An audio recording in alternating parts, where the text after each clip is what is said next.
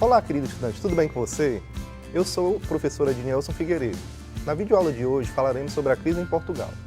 Vamos assistir a aula que trata da crise do açúcar pós a expulsão holandesa, das consequências da concorrência do açúcar das Antilhas, do processo de interiorização do Brasil e da resistência negra à escravidão através dos quilombos. Agora fique esperto e ligado à aula.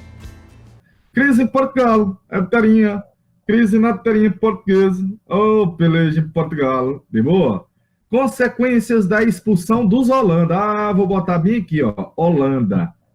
Consequência da expulsão dos Holanda. Vou botar um H grandão. H feio, viu, brother? Holanda. É mais ruim escrever com o mouse, viu, velho?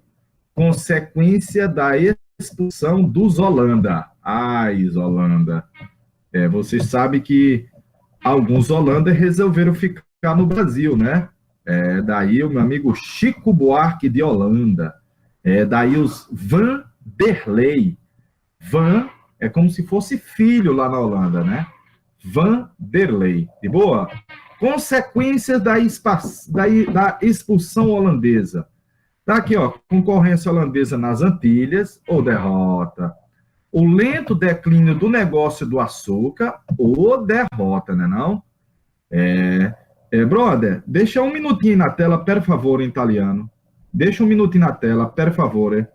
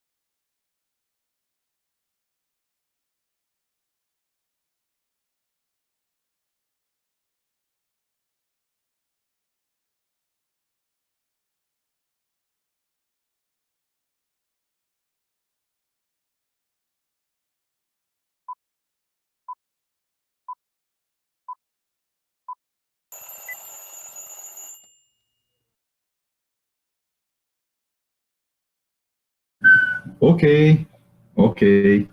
De boa, galerinha. De boa na lagoa, galerinha. Olha aí, ó. Eu tô colocando em sequência consequências da expulsão dos Holanda, ó. Dos holandeses, os Holanda. Além da concorrência holandesa nas Antilhas, que leva a um lento declínio do negócio do açúcar. É lento, viu, galerinha? Bem lento. Os Portuga passam a estimular a busca de riquezas nos sertões. Daí os Portuga passam a estimular as andanças dos bandeirantes paulistas nos sertões. Dos bande de São Paulo nos sertões. De boa? Que vai resultar na expansão da América Portuguesa. No Piauí, o Brasil vai aumentar de tamanho. A colônia chamada Brasil vai aumentar de tamanho. Enquanto isso, o governador do Rio de Janeiro, Salvador Corrêa de Sá, olha aí a Sandra de Sá, foi lá na costa africana, do outro lado, e retomou Angola, que estava sendo dominada pelos holandeses, que havia sido tomada pelo meu amigo Maurício de Nassau, Maurice Tabe. Foi tomar Angola de volta, por quê? Porque Angola era a principal fonte fornecedora de escravos. De longe, começa um lento choque entre os interesses da elite daqui do Brasil e os interesses portugueses, olha aí, ó. Um lento declínio entre os interesses dos cabas que produziam açúcar, algodão e etc. aqui, e os interesses dos portugueses de lá. De boa? Por último, começam a dependência de Portugal em relação à Inglaterra. Repetindo, uma dependência de Portugal em relação aos interesses ingleses. Vamos lá, deixa eu ver aqui. Lourenço Rodrigues. De boa, Lourenço. Alô, galera. De boa, galera de Ipiranga. Alô, galera de Ipiranga. Beleza. Alô, Maria da Consolação, Consolação duas vezes. Beleza, beleza. Aham, muito bem. Tchan, tchan, tchan. Beleza, beleza. Beleza, beleza. Beleza, povo, beleza, né não? Vamos para frente, vamos para frente. Pode passar aí, galerinha, esse slide? É só uma aulinha, né? Rápido. É muito rápido. Consequência da expulsão dos Holanda. Consequências da expulsão dos Holanda. Alô, Santa Cruz do Piauí. Galera de Santa Cruz do Piauí.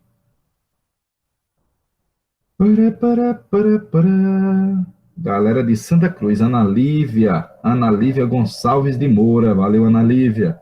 Beleza, visto isso, olha aí os Holanda aí, ó. Vão plantar batata, seus Holanda. Não, vamos plantar cana-de-açúcar nas Antilhas. E vocês vão se arrepender de ter nos expulsado aqui do Brasil. Por quê? Por causa da concorrência dos Holanda lá. Por causa da concorrência dos Holanda lá. De boa? Resultado, a economia açucareira, ó, um lento declínio. Um lento declínio. De boa? A economia da América Portuguesa e a economia do açúcar, um lento declínio. De boa? Show, né não? Vamos ver a crise em Portugal. Crise em Portugal. Primeiro, a expulsão dos holandeses resultou na concorrência do açúcar nas Antilhas e na tomada dos mercados do açúcar na Europa. Danou-se, não? E na tomada dos mercados do açúcar que Portugal tinha nas Europa. 2, esse A é acraseado, ó. É uma crase aqui, ó. 2, ataques estrangeiros às colônias portuguesas na África e na Ásia. Por quê? Porque Portugal está fragilizado. Então, os ninjas começaram a atacar. Por exemplo, a Inglaterra vai pegar a África do Sul. África do Sul. Agora vai ser o quê? Inglesa. Portugal começa a perder parte do seu grande império ultramarítimo. Na verdade, as 3 grandes colônias que ainda vão manter-se sob controle de Portugal vai ser Angola, Moçambique e Brasil. Essas 3, principalmente. De boa? 4, com a restauração monárquica, Dom João IV vai ser coroado rei de Portugal. Dom João IV é o duque de Bragança, a dinastia dos Bragança, mas entra em rota de colisão com a Espanha. Vão ser mais 15 anos de guerra contra a Espanha. E nesses 15 anos de guerra contra a Espanha, olha, Portugal perde territórios no Oriente, Portugal perde território que os outros países viram. Rapaz, Portugal está enfraquecido. Nós vamos tomar terras dele. E, por último, eu botei assim, ó, carência de produtos de exportation. O lucro de Portugal diminui. Carência de produtos de exportação. Notadamente, nós só tínhamos praticamente açúcar. E ele tem concorrência. Então, o lucro de Portugal diminui sobremaneira.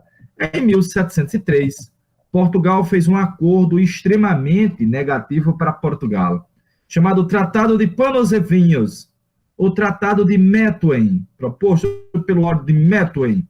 Tratado de Panos e Vinhos, ou Tratado de Methuen, vou explicar ele já já. Vai resultar esse tratado no déficit na balança de comércio de Portugal com a Inglaterra. Tio, não sei o que é déficit. Déficit é quando você compra mais do que vende. Então, você está vendendo R$10 e está comprando R$20. Você está na balança de comércio deficitária, deficiente, negativa. Está operando no vermelho, que você está comprando mais do que está vendendo. Então, as riquezas do país estão saindo. E eu estou dizendo para você que Portugal passou a ter um déficit na balança de comércio com a Inglaterra, no Piauí.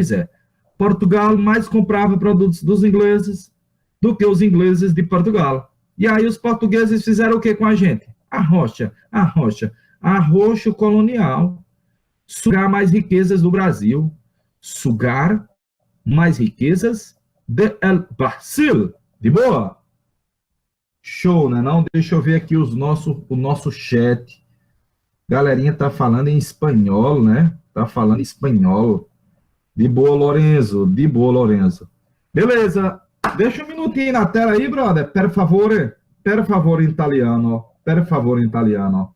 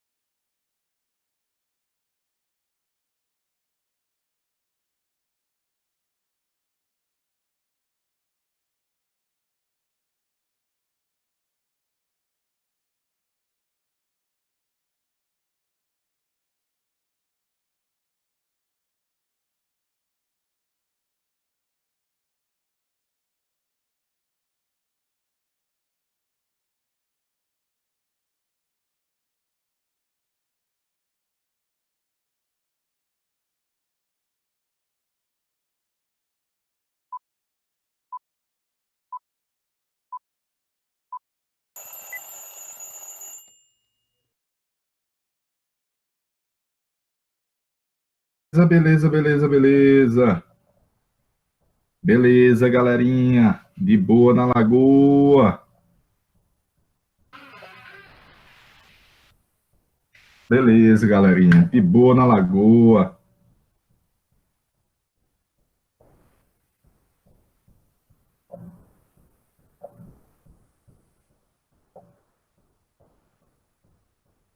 Ok, ok, ok. Visto isso, galerinha, de boa, tá aí um contexto Geraldo, contexto geral de crise, de boa. Vou passar a imagem para você entender melhor o que é o Tratado de Methuen. Às vezes você chama ele Tratado de Panos e Vinhos. Tratado de Panos e Vinhos. Vou repetir. Às vezes você pega a questão e o Tratado de Methuen é chamado Tratado de Panos e Vinhos. É um acordo entre Portugal e a Inglaterra. Que acordo é esse? Um tratado de livre comércio. Como assim, tio? Simples.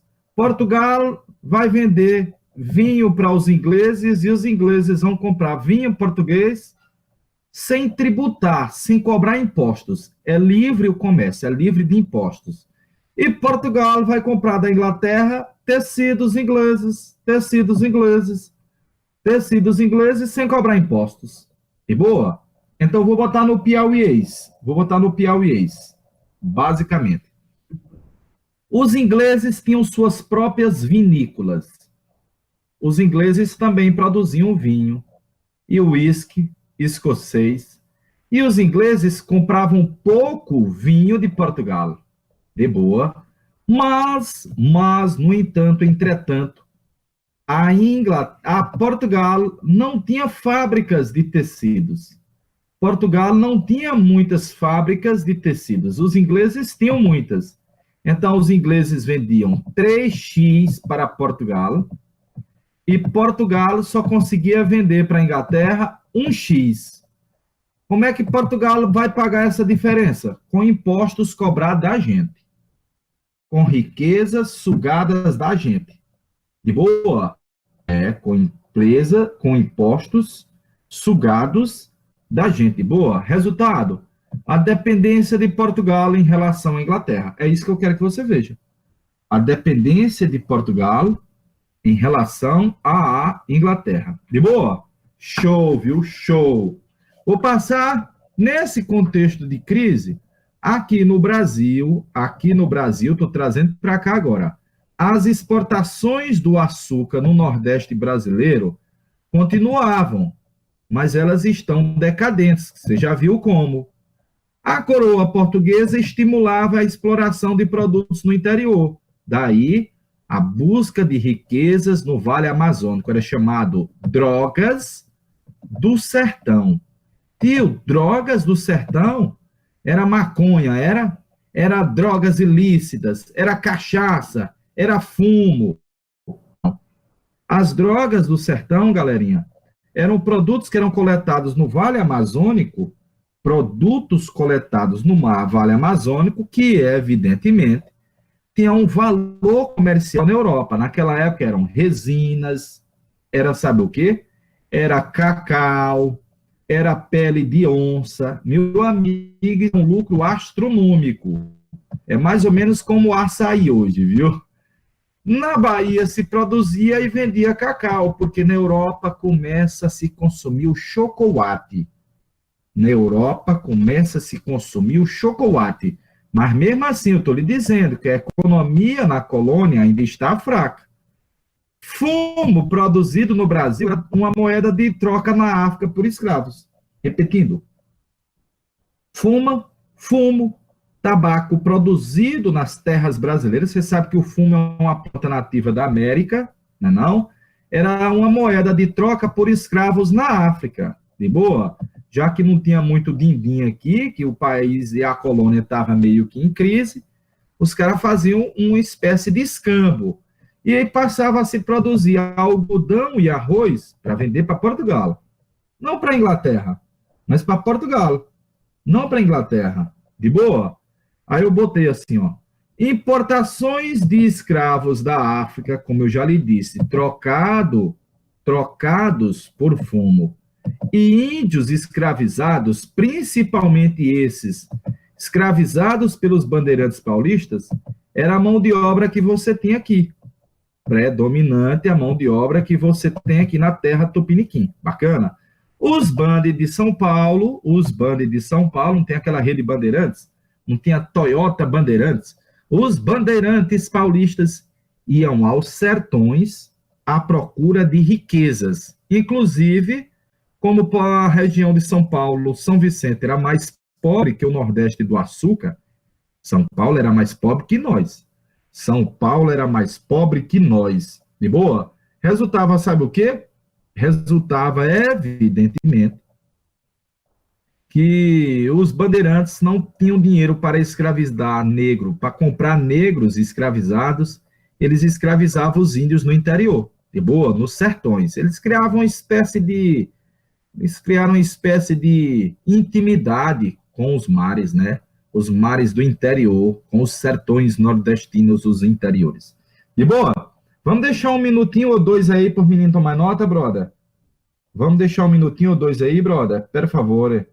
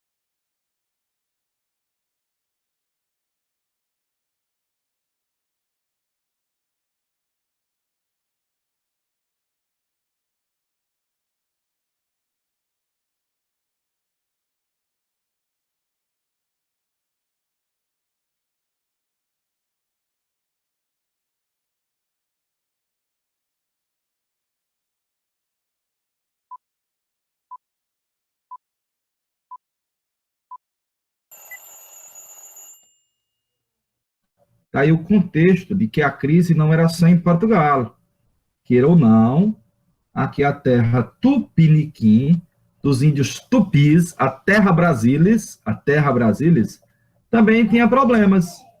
Para os senhores poderosos, senhores de engenho, produtores de cana-de-açúcar e etc., vai ter outro problema. Olha aí os bandos de São Paulo escravizando os índios. Olha, os bandos de São Paulo escravizando os índios, não é não?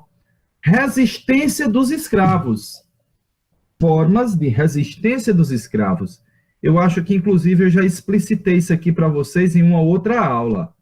Que os escravos fugiam, formavam as comunidades quilombolas, os escravos fugiam, formavam os quilombos, os escravos preservavam a cultura africana, olha, a umbanda, o candomblé, as cores, a culinária, o atabaque e etc. Capoeira, arará, capoeira, capoeira, não, galerinha? Que é um ritmo, que é uma dança, que é uma arte, mas que se transformou numa forma de resistência. Que se transformou numa forma de resistência. De boa? Show, né não? Aí eu botei, olha, várias revoltas, várias, muitas, inenarráveis. Inenarráveis a quantidade de revoltas dos escravos aqui no Brasil. De boa?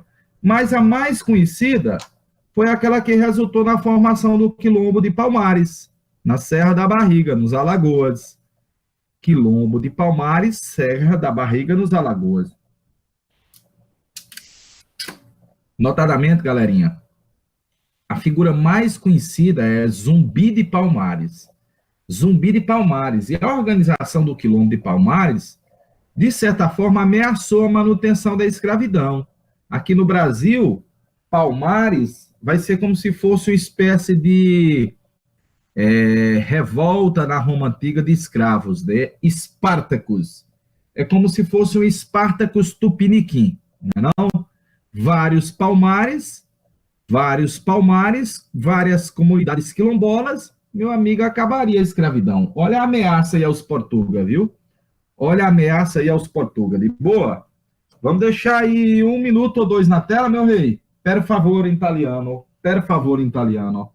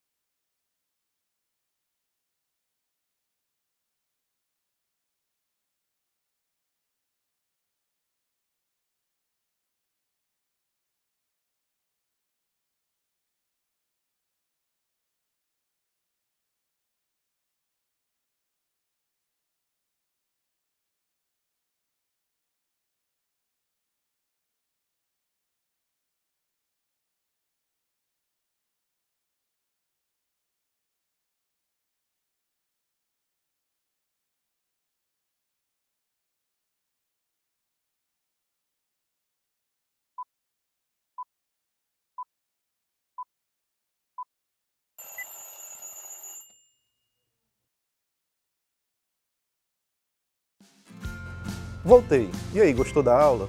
Vamos revisar agora?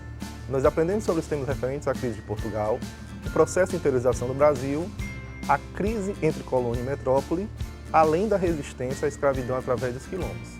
Estamos caminhando para o processo que resultou na independência do Brasil. Espero que vocês tenham gostado e até a próxima aula.